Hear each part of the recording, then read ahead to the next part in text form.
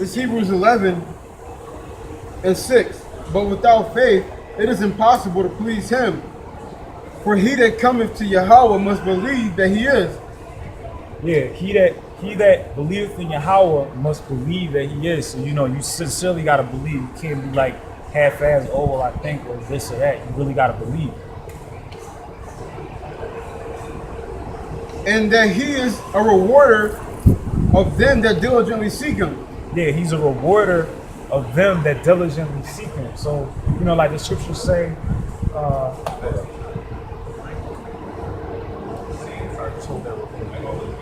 think it's Luke 14. I think that's it. Luke 14.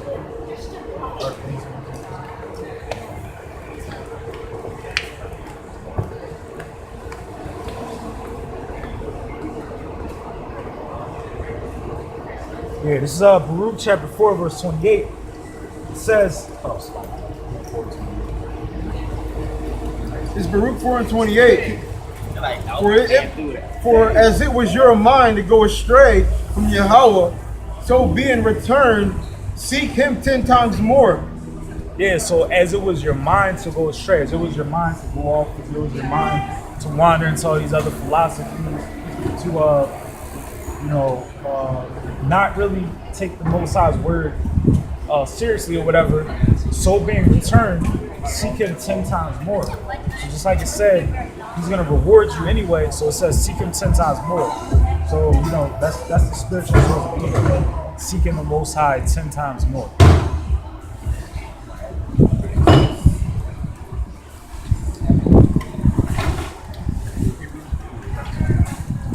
This Hebrews 11:7.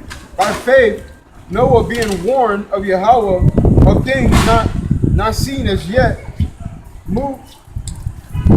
By faith, Noah being warned of Yahweh of things not seen as yet, moved with fear, prepared an ark to the saving of his house, by which he condemned the world, and became heir of righteousness, which is by faith.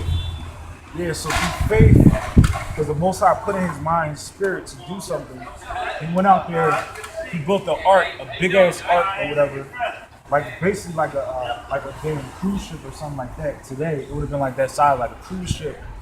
You know what I mean? He followed the Most High's orders. He put the different animals that the Most High, the specific animals that the Most High told him to. He built the ark to basically, save those animals because the flood was coming. It was basically the Most High was gonna destroy that world or whatever with water. And back then, when he was doing this, when he was warning people that this flood was going to happen, everybody was looking at him like he was crazy, right? Because back then, it wouldn't rain; it would dew, like it would be mist, like in the morning time where you would come out and you would see like fog and stuff. It would only do that; it would never rain before. So when he's building his boat, gathering all these animals, telling people that it's going to be a big flood coming, everybody's just laughing at him, calling him crazy, saying that's never going to happen. It doesn't even rain. How is it going to flood? Yeah, just the photosynthesis and then the condensation, would get on the plants.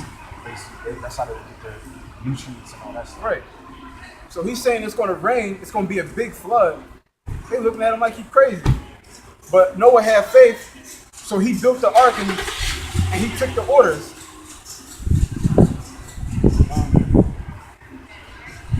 By faith, Abraham, when he was called to go out into a place which he should have to receive for an inheritance, obeyed, and he went out not knowing whether he went.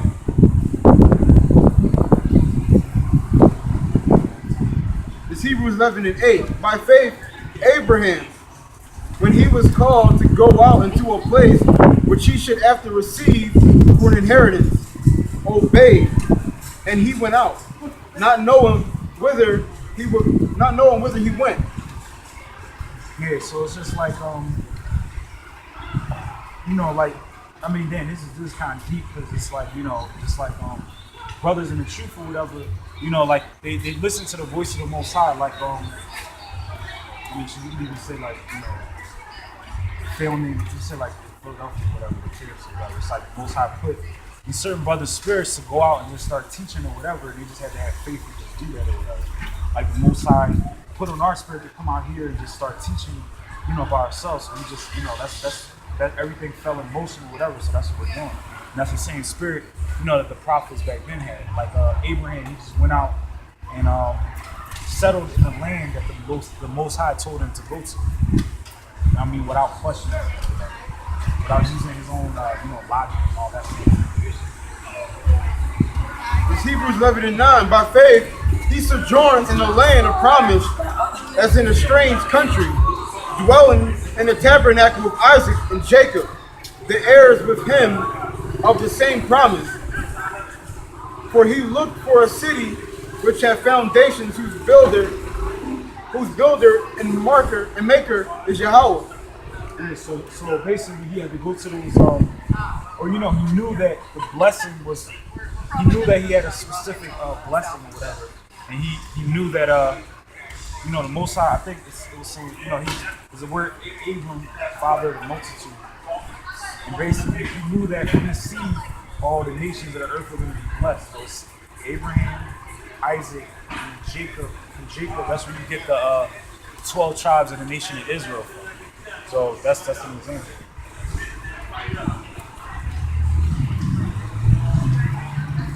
Over to you. Through faith, also, Sarah herself received strength to conceive seed and was delivered of a child when she was past age. Yeah, so Sarah, she was a specific age. I guess modern times now, when a woman turns like 40, a lot of times it's hard for her to have kids and all that stuff, right? So Sarah was way past the age or whatever. So she inquired of the Lord and prayed, wanted to know why. It's like Through faith, also Sarah herself received the strength to conceive seed and was delivered of a child when she was past age. I'm thinking about something. Yeah, this is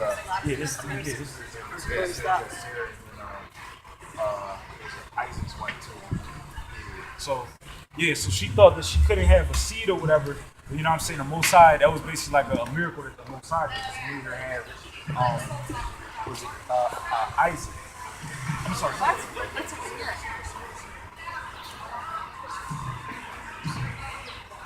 Yeah. Isaac, yeah. Ishmael was the parent. Sorry. I didn't see that. Because she judged him faithful who had promised. Therefore sprang there even of one, and him as good as dead, so many as the stars of the sky in multitude, and as the sand which is by the seashore innumerable. Yeah, so basically from Sarah, from Abraham and Sarah's child, Isaac received a blessing. He gave it to Jacob. Jacob was 12 tribes of Israel. That's what he did. That was one of our forefathers. Abraham, Isaac. That's how it is. These all died in faith, not having received the promise, but having seen them afar off, and were persuaded of them, and embraced them, and confessed that they were strangers and pilgrims of the earth. For they that say such things declare plainly that they seek a country.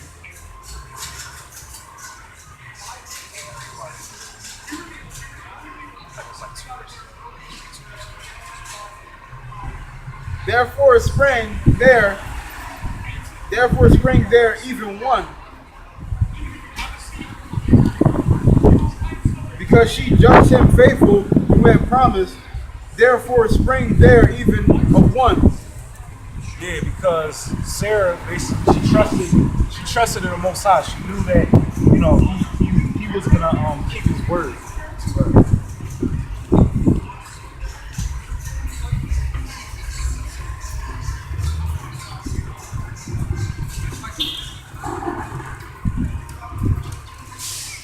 Hebrews 11:17. By faith, Abraham, when he was tried, offered up Isaac, And he that had received the promise offered up his only begotten son. Yeah, so when you had the Most High tell Abraham that he had to sacrifice his son Isaac, he did it through faith. And I mean, me myself, not to get all, what I'm saying, but I kind of, brothers got to go through similar situations like that. I'm not saying stabbing your son, but, forsaking your family or whatever for the Most High, and they just got to do it off of, basic faith.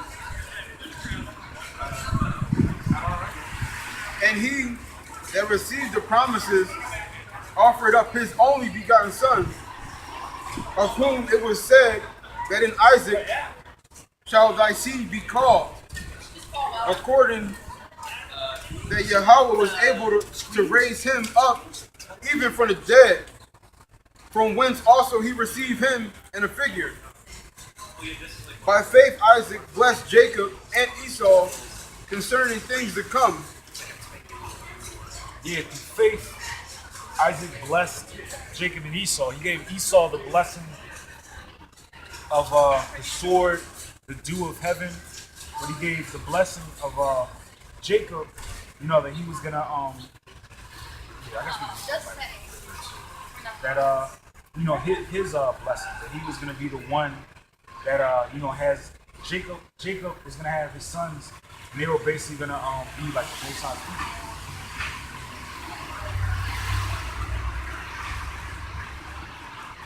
By faith Jacob, when he was a dying,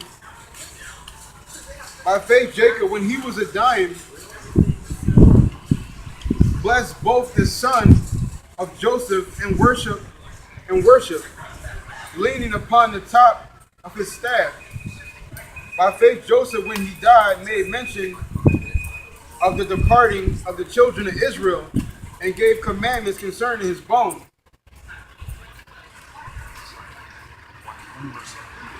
By faith, when Jacob was a dying, blessed both the sons of Joseph and worship. Yeah, because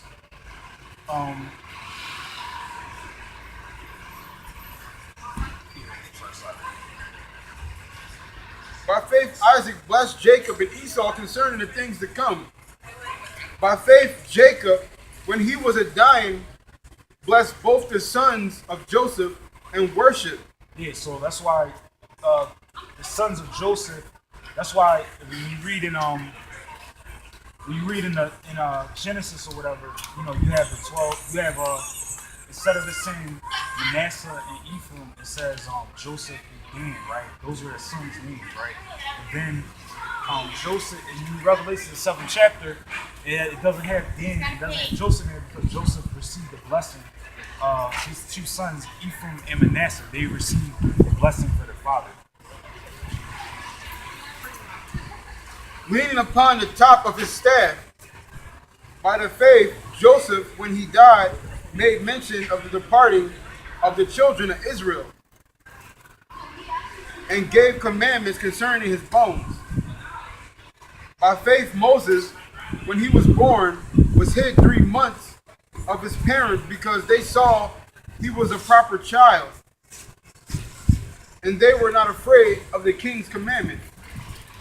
Yeah, by faith, that's why they put Moses in the basket, and they had faith in the Most High. So that's why they basically put him in the basket when the order was to kill the firstborn in the land of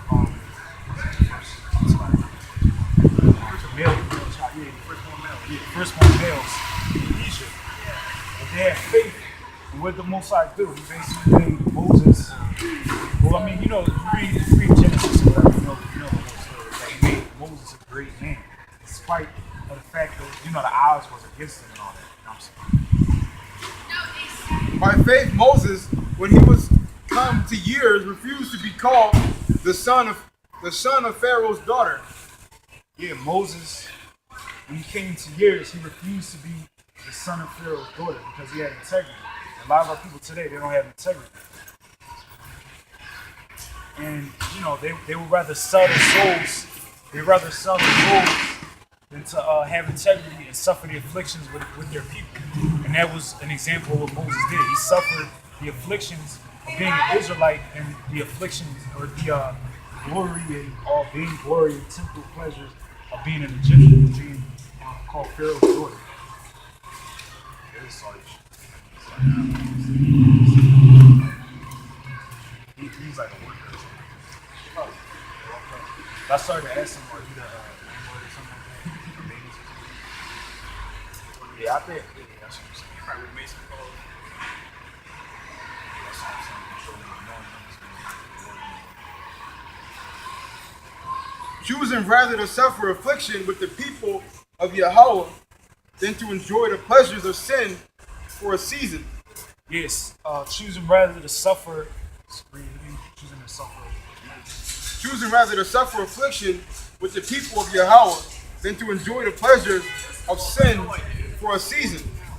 Yeah, because you rather suffer the afflictions with his people, and that's pretty much what we're doing right now. Like you could a lot brothers I noticed in the truth, they could have been like in the youth, they could have been entertainers, they could have been all these things that according to what is it 1 John 2:15 about the lust of the eye, the lust of the flesh, the pride of life. Matter of fact, you get that look at 1 John 2:15.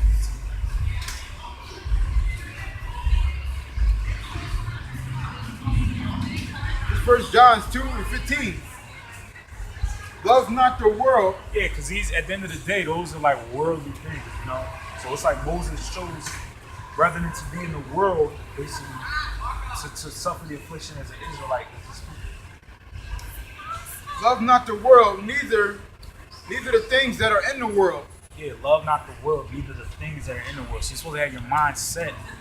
You're supposed to have your mind set that you're not gonna put these these worldly things on a pedestal or as priorities.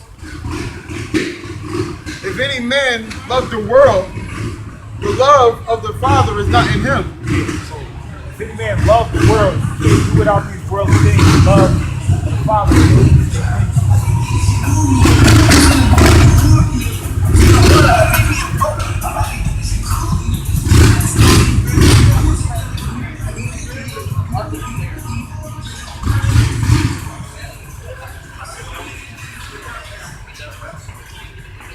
It's Hebrews 11:26.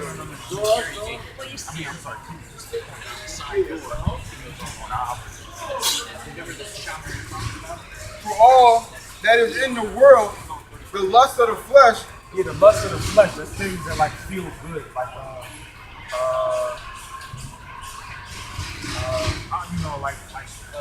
fornication, drugs, highs, all that type of shit. You know what I mean? And the lust of the eye. Yeah, things that you desire, like I want to have an iced out king that says the name of the Most High, like that, or I want to have the fresh pair of Jordans that he said, mansion, a car, this fucking woman right here to be on my shoulder, whatever. Those are examples. And the pride of life. Yeah, the pride of life, things that people in the world like look up to. Like, yeah, man, I want to be like P. Diddy or the dude off that show Empire and shit. I want to be that status and shit. Like that's how our people look up to me. That's people that our people look up to. And I mean, worldly things our people look up to. And the pride of life is not of the Father, but is of the world. Yeah, the pride of life is not of the Father, but of the world. Alright? It's just like the Hawashai in Matthew the 4th chapter, where the devil brought him to an exceedingly high mountain, and he said, all these things will I give you if you bow down and worship. But he chose not to. That was an example. Just look at the two things: the pride of the lust of the flesh, pride of it's like lust of the flesh, the lust of the eye, and the pride of life. Those are things that the devil could have been, putting out before Yahushua, but he chose not to. You know what I mean? So that's the spirit which was redeemed.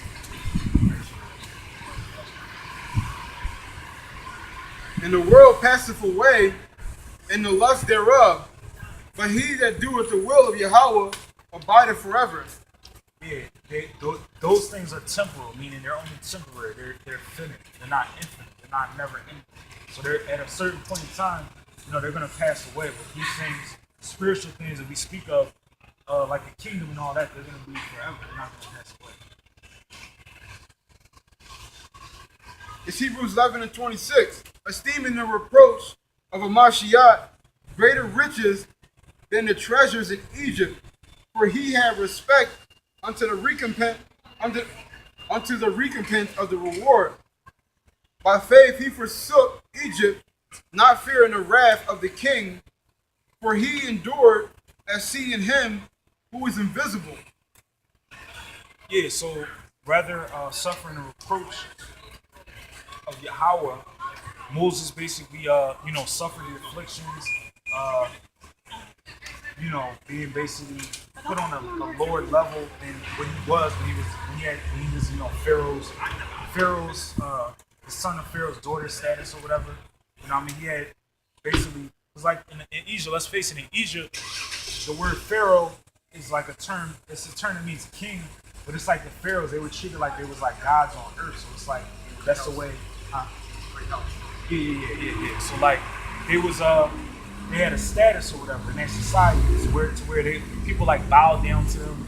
All this treated them like their word, was let it be done or whatever. You know what I'm saying?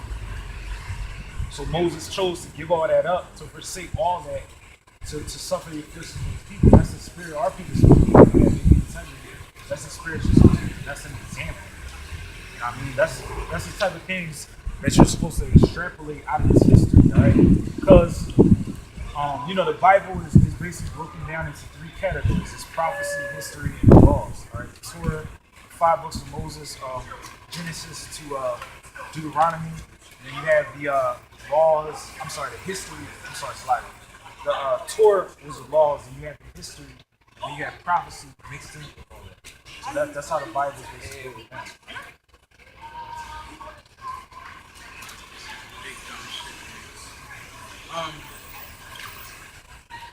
Through faith he kept the Passover and the sprinkling of blood, lest he that destroyeth the firstborn should touch them.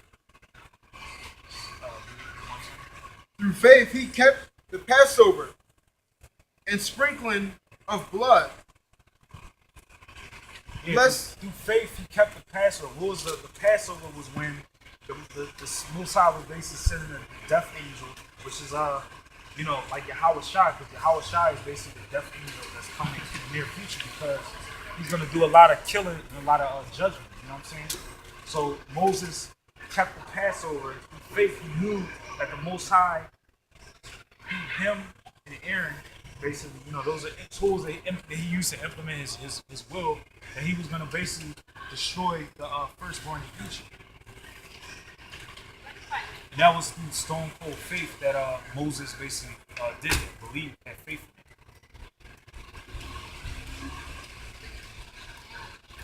in it.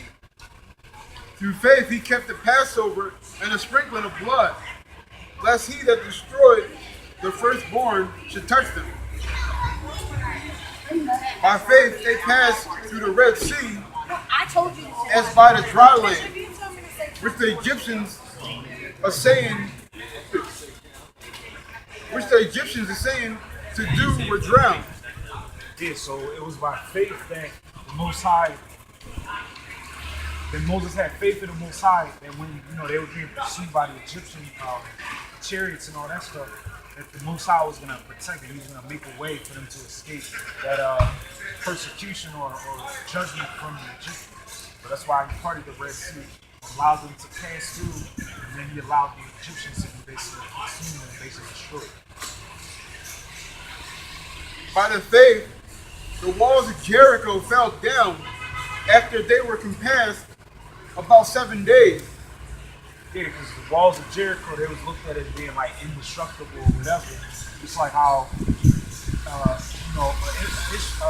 defense that people used to use back then with like walls and stuff. Like even Jerusalem right now has walls around the city. It was supposed to be hard to basically penetrate those walls or whatever, So that it was looked at like it was an impenetrable city. Like if you're going up against them, there's no way that you're gonna succeed. So basically, through faith, they basically shouted, and the Most High Yahweh basically destroyed the walls of Jericho.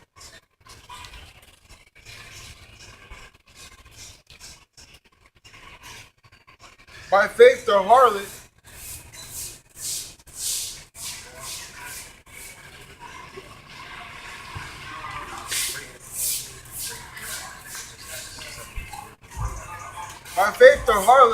Rahab perished not with them that believe not, when she had received the spies of peace.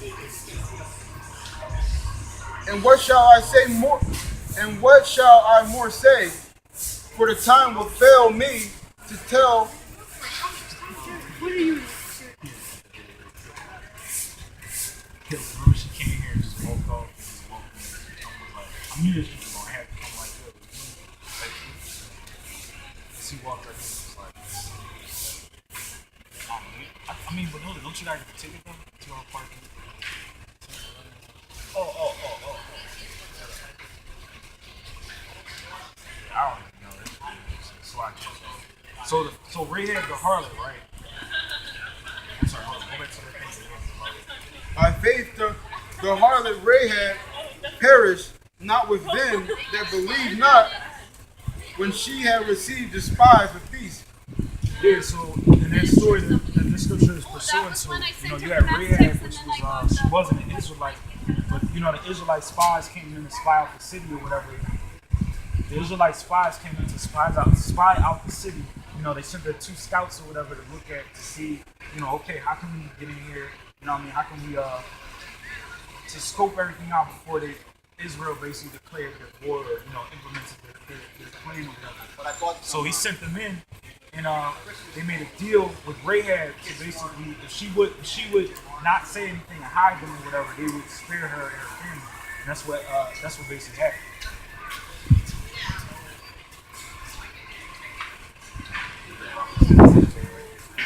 Yeah, I was like, yeah. Hebrews 11:32. And what shall I more say? For the time would fail me to tell of Gideon and of Barak and of Samson and of Jephthah, of David also, and Samuel, and of the prophets, who through faith subdued kingdoms, wrought righteousness, obtained promises, and stopped the mouths of the lion.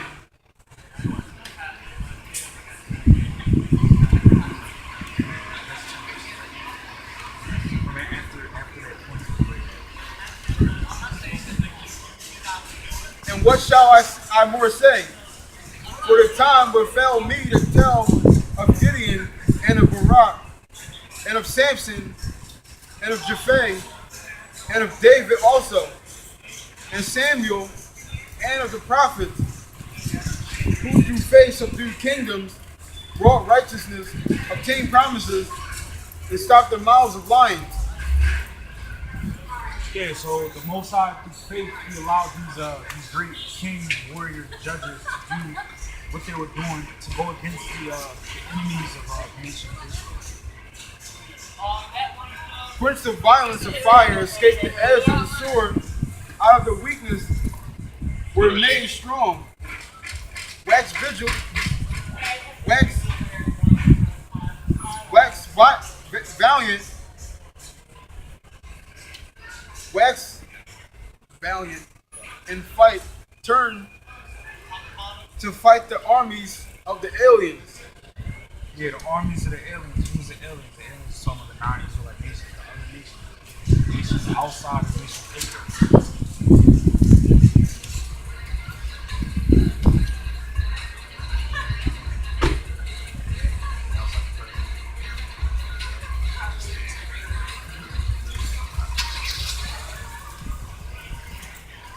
All right, so this is based in faith. You know what I'm saying?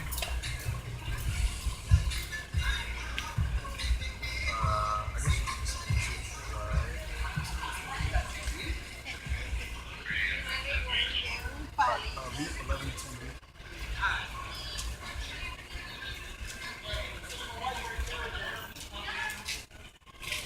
Luke 11:28.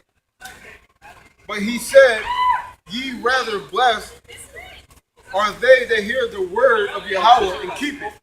Yeah, so they're blessed the ones that hear the word of Yahweh and keep it. So, you know, you have a majority of our people, disobedient Israel, they hear what the Bible says, but they don't keep it. They don't do what the Bible says. So blessed are they that hear the word and keep it. All right?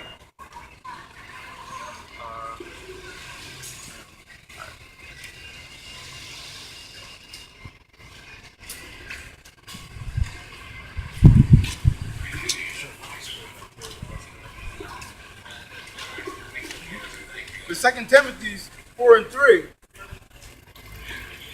For the time will come when they will not endure sound doctrine, but after their own lust shall they heap to themselves teachers having itching ears. Yeah, so a time will come when they will not endure sound doctrine, and this is what we're teaching, sound doctrine. They will heap to themselves teachers. Say that. Yeah. They will heap to themselves teachers having itching ears. Like, you got our people. You know, you got some of our people that believe in right.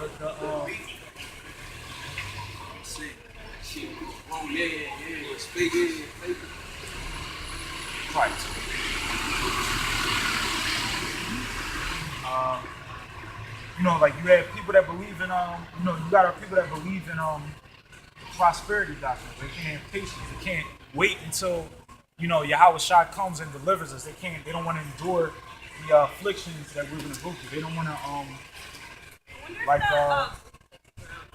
you know, like the Bible said about Moses. They don't. He forsook being called the son of Pharaoh's daughter to suffer the affliction of his people. And our people don't want to do that. They want instant. You know, they want something instant. They want something now. But the Bible is all about patience and enduring affliction. Even Yahweh Shai knew that he was a king, the King of Kings, the Lord of Lords on earth, but he had to endure being crucified and being mocked and scorned and all that in order to be raised up. This is Matthew 15:8. This people draweth nigh unto me with their mouth, and honor me with their lips, but their hearts are far from me. Yeah, they honor me with their mouth, they honor me with their lips. You know, they say this, they say, hallelujah, praise Jesus. You know what I mean? They say all these chants and all that stuff at churches, but on Sunday, when they go to church, is that the real Sabbath? Do you not buy, do you not sell? Outside of the churches, some churches, they not have them vending trucks and all that shit that come by and everybody buys all this. Do they have fish fries, catfish fries, pork? Do they not have men's breakfasts and stuff where they sell, they hand out pork bacon? Do they not shave their beards off their face? Do they not line up their heads? Do they not wear clothes that are mixed fabrics? Or, you know, just do things that they could avoid doing, you know what I'm saying? So I know we're in captivity, you know, we can't keep the laws 100%, but the things that you can, you know, do without, as far as keeping the laws, do they do that? No.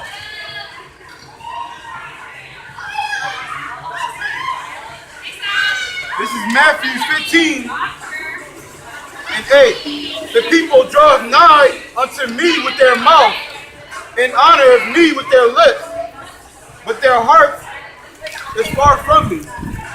Yeah, but their heart is far from me. Their heart is far from Yahweh, because really, for real, they really don't believe what they're professing to believe. It's just like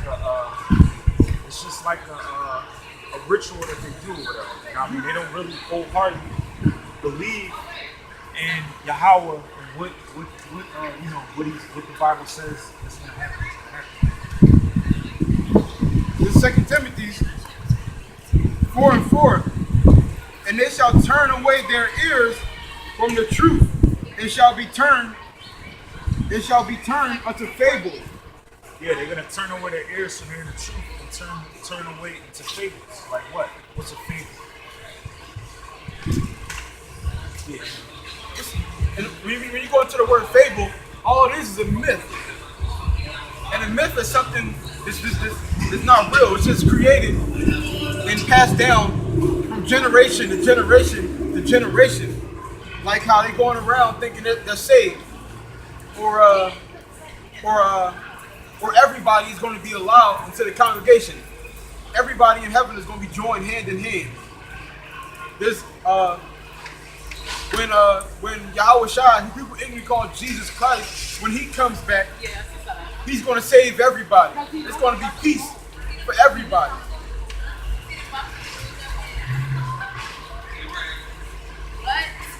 Yeah, that's an example of a fable. And that's a fable that's really got a lot of our people basically destroyed and not wanting to know, the truth and the rest of the breakdown. If you believe that that everybody can be saved, you really don't know who you are. You don't know where you're going. You don't know nothing. You're like lost, like a zombie, lost. And ultimately, they don't even want to know. They don't even want to know what's coming. It was 2 weeks ago. You had an old Jake come up here, and then he was asking questions like what he think is going to happen. Like he think it's going to be a war, or he think martial law is coming.